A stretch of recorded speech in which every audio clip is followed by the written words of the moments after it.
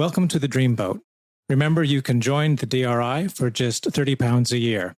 You get access to more content, including videos and discounts for our events. It's a great way of finding out more about our work, joining our dream community, and supporting this podcast. Details in the show notes and at driccpe.org.uk/membership. Welcome to the Dreamboat podcast, a place where we talk about everything dreamy, all you wanted to know about dreams and where you might find some answers. My name is Laura Payne and I'm a psychotherapist and associate of the Dream Research Institute, the DRI, here in London, England. And I'm joined by fellow psychotherapist and TV presenter, Melinda Messenger. Hello, I'm Melinda Messenger and I'm also part of the Dream Research Institute, and together we're a group of dream weavers and catchers, and we're called the Dreamboat because we are recording our podcast by the canal here at Little Venice in London. So listen out for the ducks. I love talking about dreams, working with them and exploring them. So join us for this fortnightly series when we'll be looking at dreams, talking to experts in the field and answering your questions. In the show notes, you will find ways of getting in touch with us and the team via the DRI website and on the standard online places such as Instagram and Facebook. And our social media links are all in the show notes. So let's now get on with the episode.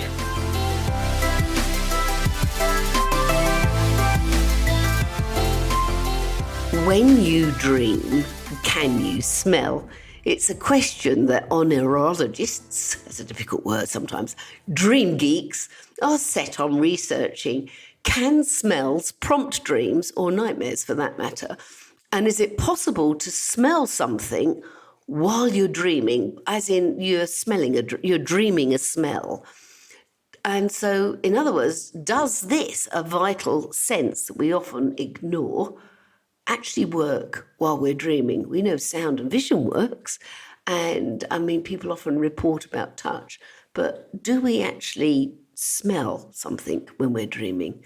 Anyway, I'm joined today by Keren Bester, a researcher in this area who's completing a PhD at Dundee University in Scotland on this very subject. So, Keren, welcome. Good morning, Laura. Lovely to see you. Yeah, likewise. So, it's such a fascinating subject. And I know prior to this, you and I have had a good talk about the notion of smell and personhood and the philosophical implications of smell, which I'm sure we'll get on to.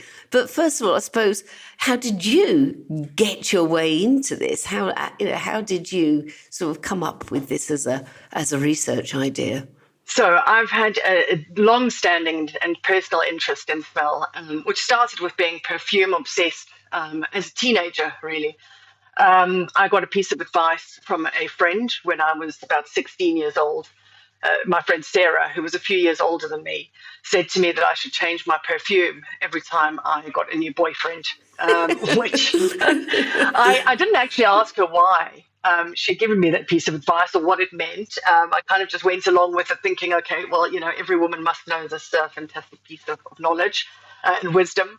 Of course, I wasn't quite racking up boyfriends at that time, but I was lucky enough. You're racking up perfumes. Yeah, well, certainly was. My dad used to travel quite a lot for work. And he would come back, via duty free and bring me sort of a new perfume. And so I actually had perfumes that I was able to then kind of use to mark different times. So when I started kind of at a new school, or we went on holiday abroad for the first time, when I started university, and occasionally, yes, a new boyfriend. And I didn't realize that the magic of what Sarah had kind of offered to me with this piece of advice, and I'm not sure, in fact, that she ever knew either. But after several years of practicing that, I ended up realizing that I'd marked these chapters of my life through scent. And I'm sure that people can relate to that. That sense that smell marks our memories. And we've all had an experience, I'm sure, of someone walking past us, I don't know, on the platform in a train station, and you get a whiff of a perfume or a scent that takes you back and reminds you of someone. or of course, the reason why we love home cooking, our mother's recipes. Again, that kind of really strong sense of memory and emotion that scent can contain. So I got this kind of piece of advice, and it led me to marking, as I say, my own memories, and doing that on purpose. And so I wanted to start a perfume business a few years ago. And of course, everything now done on the internet. I thought, well, perfect way to kind of build kind of a bigger business. But of course, we can't smell through digital media. And this sent me down a rabbit hole. Absolutely. So I was just, fascinated by the fact that smell can't quite be digitized in the same way that vision and sound can be. And it's prompted me to do a PhD in the philosophy of olfactory perception at the University of Dundee, where I'm looking at what it is that makes smell so incredibly special and so very different from the other senses, and why it is a lot more important, I guess, than people generally think of it. Most of what we smell is unconscious, and so people sort of tend not to sort of think of it at the forefront. So I'm looking at how we can reimagine the sense of reality through the sense of smell, basically asking, if we were olfactory beings more so than visual beings, what would our theories of reality look like? So that's what I'm kind of doing as my sort of broader philosophical project. But of course, looking at dreams and smell as one component of that, because of course, dreams give us access to a different aspect of reality. Yeah, exactly. I love it as an idea. I was thinking, you need to almost interview something like someone like my dog, whose life is just completely generated, I'm convinced, obviously, through smell. And I'm also fascinated in that it is one of the main senses, it's one of the five senses. And yet our lives now have become so dominant by vision and also by hearing that, as you say, it's unconscious. And when you were talking, I was thinking I used to be a mindfulness teacher, and I used to do a lot of mindfulness work. And one of the exercises for mindfulness to get people to think about being present is what's known as the raisin exercise. It's a very old exercise that has been adopted by the modern day movement. And so what you do is you play with a raisin, and you look at it and you listen to it, but also, of course, you smell it. And everybody who comes to smell the raisin are surprised by the memories that are triggered by it. Usually, as you say, for a lot of people, it's mum making the Christmas cake or Christmas pudding. And for me, I used to sort of spend childhood in France, and it reminded me of wine vats. And it took me back to moments in particularly my adolescence that I'd completely forgotten about. And so it's this marker of unlocking a sense of what I call personhood, which, for philosophy, the philosophy of personhood. How do you actually know that you are who you are? Often is dictated by the fact that you can see yourself over a timeline, you have memories, and you forget that smell is such a fundamental part of that. Yeah, absolutely it is. Well, I think the way that smell works, unlike the other four senses, is that it is not relayed through the thalamus in the brain. So there's a much more direct connection between smell and then the limbic system, which is kind of responsible for emotion and memory, and it really kind of links those things together. Now, we also know that that the more emotional an experience is, kind of the more memorable it is. And it seems that smell is really, really important at kind of being the associative link for people. We smell with every breath, right? And we're kind of taking in smell all the time. But what we're really detecting is change. And that's because that's kind of us looking for what's important. And it's those particular kind of moments of change that are the things that ultimately get kind of remembered and stored. But yes, it does require sort of going back and actually paying attention to the sense of smell, and sort of stopping and then recognizing, I guess, the power of it. Otherwise, for the most part, we're smelling unconsciously. So obviously, for a lot of people, one of the things that made them fully aware of their smell was when they couldn't smell when they had COVID. And I've recently had this virus. And again, it's like, well, obviously not COVID, but a similar virus. And not being able to smell occasionally has been, I always find it quite sort of disturbing, particularly when you're eating. So COVID, I think, for a lot of people was a wake-up call to the power of this and the importance of being able to smell. Yeah, absolutely. I mean, COVID kind of really brought to mind just what people are missing when they lose their sense of smell, which had been something that, the word anosmia before COVID really wasn't a word that people had heard very much. In fact, I was researching anosmia just before COVID hit, and I was reflecting on this the other day. I was interviewing Duncan Boak, who is the head of a charity called The Fifth Sense, which is for people who've lost their sense of smell. And I interviewed him actually right at the beginning of 2020, so just before COVID hit. And so it was quite interesting at that time to be thinking about this condition that very few people had been talking about, and that he himself had really struggled to get a proper diagnosis for and to get any support kind of from his doctors for. He'd had a traumatic brain injury from falling downstairs. So he set up the charity, and of course I was interviewing him. And then a few months later, COVID had hit, and then the news that in fact it was a really common symptom to lose your sense of smell from COVID. There are still people, sadly, who have not regained their sense of smell after COVID. And what really came to light during that time was just how profound the sense of smell is in terms of connecting us to the world around us, and kind of giving us a sense of ourselves.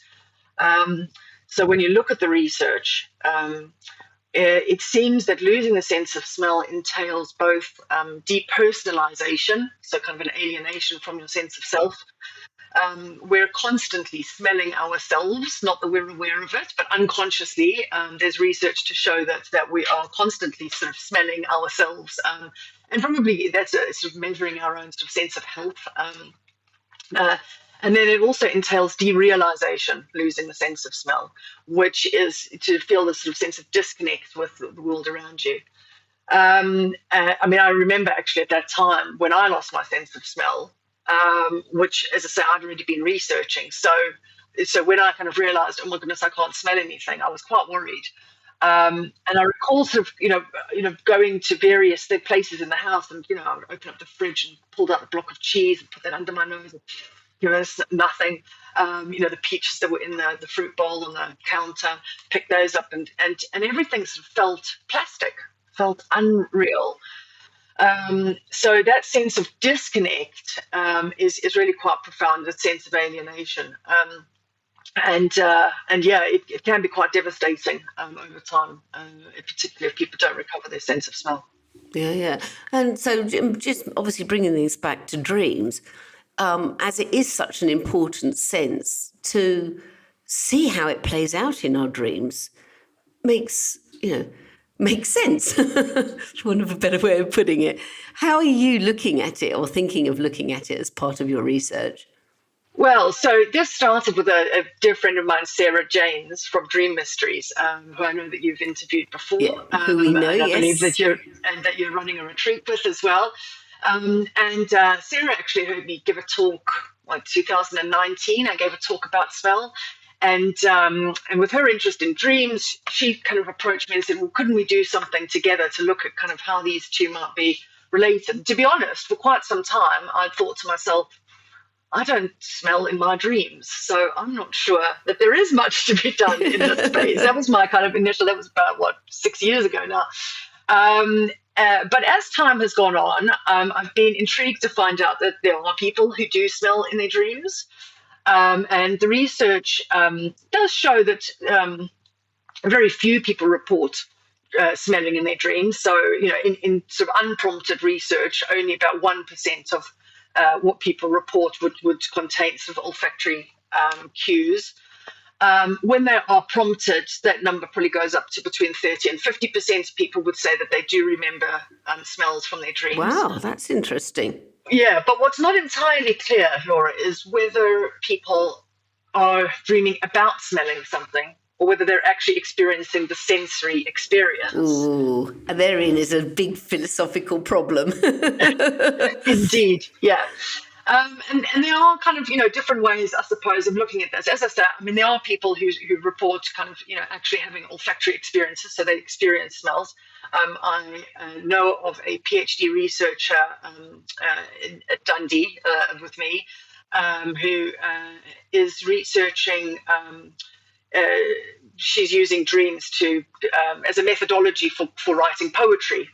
And she's written a poem from a dream about a rotten banana and the smell of the rotten banana. Her name's Wan Chen Cao from China. And she's, so that's fascinating. And I've spoken to her about that. So she's very clear that she does experience the actual sense of smell in her dreams. But it's questionable kind of how many other people do. Now, part of the problem is that we struggle to remember smells. So it might be that we're experiencing them in our dreams, but we just don't remember on waking. Smells are typically quite hard to remember and to convey and describe, even in a waking state. Exactly. So it is quite difficult to get at in the research. Yeah, well, I must admit, when we were talking and I was thinking about having this as a subject, for me, I was just trying to work out whether I could remember a smell in a dream. And I then thought, well, because it's such an unconscious sense that we don't fully associate with it unless it's something really powerful that shocks us or surprises us, that perhaps we are smelling in dreams, or dreaming of smelling, but we just don't remember it because it is an unconscious force. I don't know. It's one of those sort of dichotomies, really, for research. I just think it's quite a tough subject to research. But that leads me to something that is kind of what I would like to research quite specifically, is whether it can be used as a reality test to bring about lucid dreaming. So this is my own personal experience of it. Because of looking at kind of the research with Sarah, I went on a dream retreat and did what we called a deep dream residency in Athens in 2023 with Sarah James and a woman called Leslie Clare from Dream Palace. And as part of my time there, using kind of that deep dreaming experience to kind of fuel a sort of creative collaboration, I created a perfume to mark the memories of the people who had gone on the trip alongside us. And I scented the Temple of Asclepius, which was kind of a whole ritual that we did. And on returning from that trip, I was then sort of going to continue working on formulating that particular perfume. So I was very much in the space of thinking about smells and dreams. And I did, after that, have 2 dreams in which I was aware that I couldn't smell in the dream.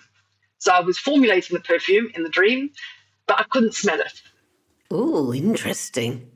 And so what I'd realized was that this was potentially kind of a way of reality testing for myself, because I don't smell in my dreams.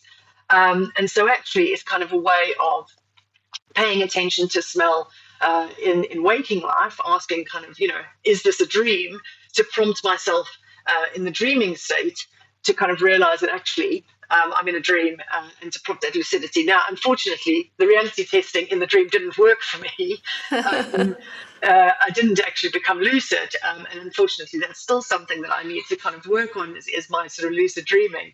But it certainly feels like it could be a reality test, seeing as I've experienced it twice, and kind of the recognition that I'm not smelling in the dream. Exactly. I'm really intrigued by it because obviously there are a lot of, it's important for people who are looking to lucid dream on a regular basis.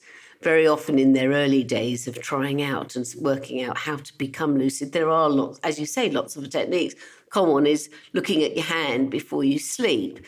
And then when you see your hand in your dream, it's the reality check that you are lucid dreaming. And the notion of smelling, I think, for lucid dreamers could be really intriguing because it is so unconscious, and that whole lucid state is taking you from the unconscious state to a conscious state almost in dreaming. So, yeah, I like it as a potential idea. Are you looking at researching that as part of your PhD? Yeah, so I would love to hear from people who smell in their dreams. Anyone who's done it lucidly as well would be fantastic. I'm keen to kind of hear from people about that. So yes, it would definitely be something I'm looking at. I'll just put in there, so anybody who would like to participate in Keren's research will have her contact details in the show notes. I know that you're not quite ready to go ahead with it, but you're very keen to put together a database of people who are interested in trying it out. Yeah, absolutely. Thank you, Laura. Yes, not entirely sure exactly how we'll go about the research at this point, but I'd love to hear from people, yeah, as I say, who have experienced smell in their dreams. And of course, anyone who has specifically not been able to smell in their dreams, which kind of mirrors my own experience. Loosely, what I would like to do is to kind of test out the reality testing opportunity, so kind of to actually use smells in waking life to kind of create that memory marker so that people are able to kind of bring about lucid dreaming. So that's kind of what I'm sort of aiming at this point, but there might be other kind of ways to kind of research the connection between dreams and smells that come up. No, I know that there are quite a few areas of research out there, I think also particularly in Japan, where people have been put in dream labs, for want of a better description, and they've been encouraged to smell certain smells before then going to sleep to see whether it prompts dreams or, for that matter, nightmares. Are you going to be looking at that? And also, what do you think about that research? Yeah, there's been a few studies that have looked at kind of how exposure to different odors might change the emotional tone of dreams. Looking at the research, it sort of feels at this point quite inconclusive. I suppose the first piece that I've looked at that was done, I think in 2009, looks at the very sort of simple and probably the kind of first hypothesis that most people would have, which is that if you smell something pleasant, it leads to positive dreams. Nice dreams. And if you smell something unpleasant, exactly, it leads to negative dreams. And in fact, they say they did find that. Bear in mind, I guess, all of these are using very small sample sizes. I think that first one in 2009 is about 15 people. There's a follow-up to that where they looked at and found actually that it was familiar and preferred odors that led to negative dreaming, which is a horrible result in my view, because it feels like, oh goodness, everyone would think if you spray something lovely smelling in the room that you're going to have better dreams. Exactly.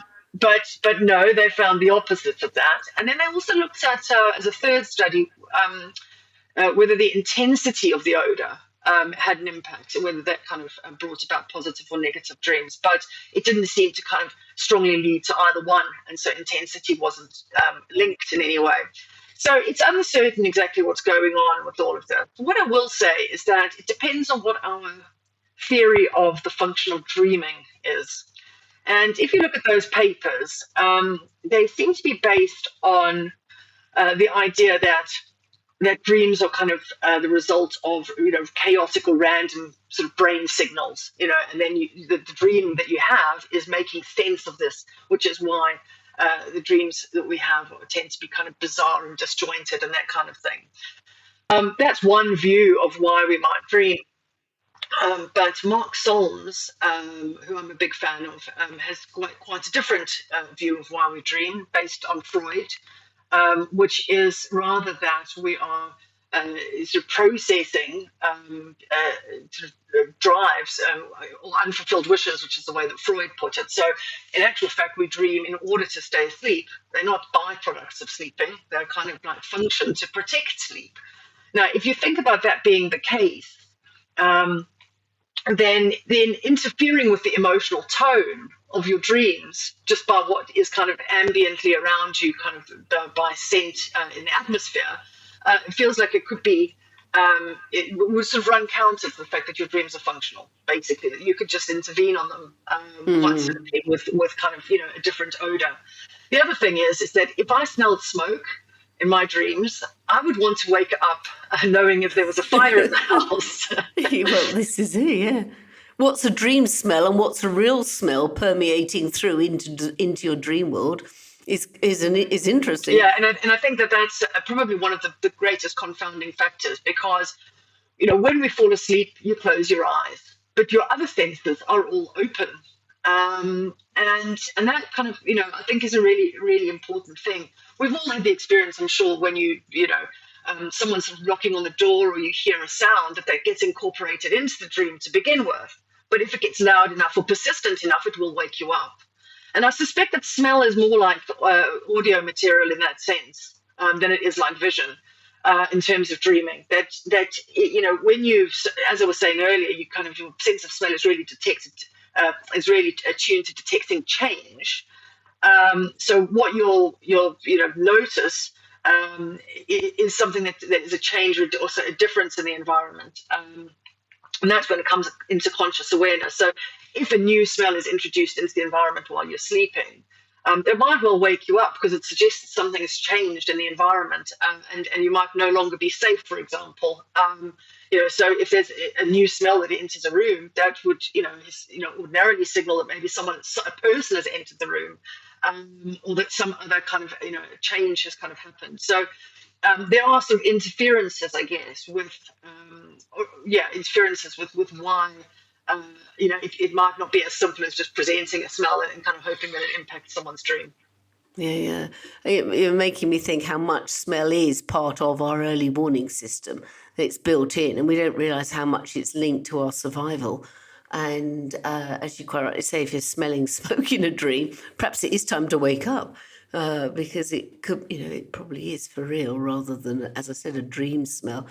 Keren, it's an amazing subject. I really wish you well with your research. It's going to be absolutely fascinating. So we'll certainly have you back on once you've got a few of your own trials and things properly underway. And if anyone is really keen to join Keren and offer up a few smells here or there, she'd love to hear from you.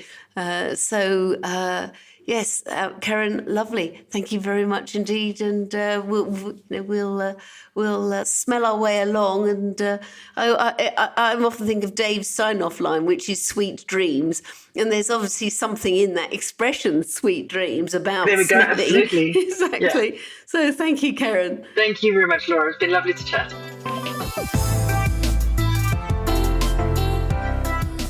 So that was Keren Bester on the subject of smell and dreams, which is fascinating, because it's not just about whether we do have the ability to smell when we're dreaming, as in have a dream smell, but the notion of smell per se is part of establishing ourselves as the notion of personhood, the philosophical notion of personhood.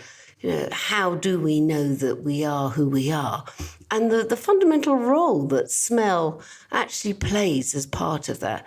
So thank you, Keren, very much. It was a really fascinating subject. And if you do want to get in touch with Keren, or even if you want to send us your dreams that involve smelling, we'd love to hear from them. And I know that Keren also would like to hear from you and be a potential recruit for her PhD out of Dundee University.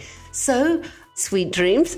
And as Dave would say, keep dreaming and keep sharing your dreams. Thank you.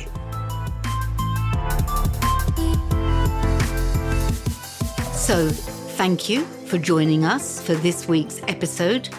Don't forget to like us and leave comments on your favourite podcast platform. As I'm sure you know, that's the way we build an audience for the Dreamboat podcast, and also to spread news about dreaming. And as we said, there are many ways you can share your dreams at the DRI, the Dream Research Institute. Yes, we have courses, events, and workshops, and we want to hear from you. So check out the show notes for links, or find us on Instagram and on our Facebook page and on our website at driccpe.org.uk. And if you want to explore your dreams further, or you would like to support us, you can join the DRI as a member for just £30 a year. As a member, you will get discounts for all of our events and short courses. You'll get our newsletter with latest dream research news, and we'll also be adding other special member benefits during the year. Of course, members' dreams will always be given preference for reading on the podcast Dream of the Week slot. So go to the link on the show notes and become a DRI member today. Keep dreaming and keep sharing your dreams.